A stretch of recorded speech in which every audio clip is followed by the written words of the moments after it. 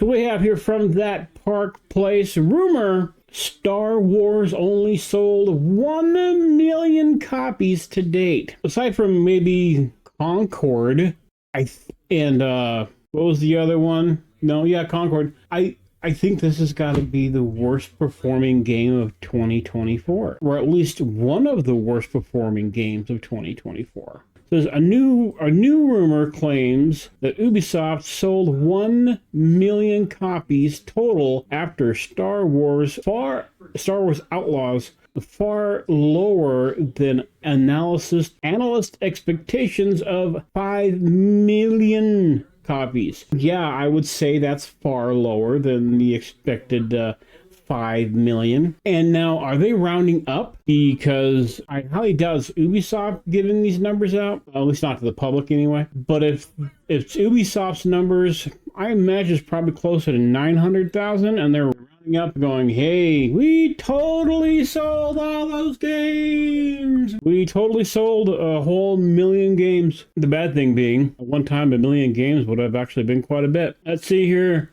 Says this rumor comes from Grant Taylor Hill at Insider Gaming, who reports we have secured a current sales figure from sources close to the game. At the time of writing, Star Wars Outlaws has just ticked over 1 million sales worldwide. As noted by Hill, Assassin's Creed Mirage sold 5 million copies after 3 months. So they are definitely not on par, are they? Then again, at least Mirage tried to do something Assassin's Creed-like. I mean, yeah, it was a bit too little too late, and it really was just a glorified DLC, but at least they gave it a shot. So you hear from Christopher Dring, Star Wars Outlaws UK figures were lower than expected.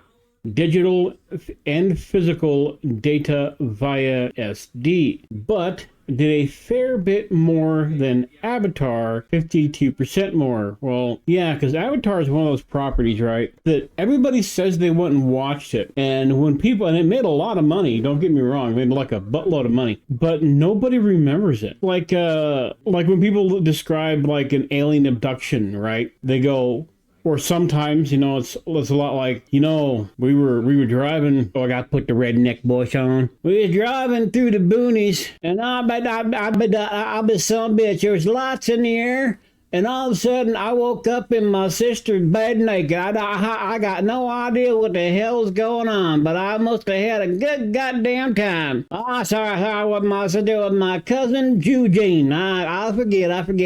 You know, shit like that. But no, of course, whatever. Let's see. About half of Assassin's Creed Mirage. Plenty of opportunity to drive more units on this one as we head into Q4. Which I somehow don't think that they are going to drive much in the way of more sales when it comes to Star Wars Outlaws. When you, as a company, any company, release a game that is broke as fuck, and then on top of that, you tell your fan base, the people who have been fans, devoted fans, for some reason still very devoted fans, to Star Wars, that, you know, if you don't like this female protagonist, well, you hate women's. You must hate all the women's, because of course, what excuse would they have? What else would they do? They're not going to, like, turn around and, I don't know, say, oh, you know what, we really screwed this up. Gee, let's actually fix it. No, the bug fixes and stuff that are coming out, they're coming out because they have to. Because they're praying and hoping that at some point, someone will go, you know what, though? They sure have. They've turned around on this game. They really have. They've tried so very much to improve on this giant pile of crap. We should at least give them the opportunity to make good. And while I'm gray area on that, I 50-50 agree. I don't think you should spend any more money to give Star Wars Outlaws a chance. Outlaws had a chance.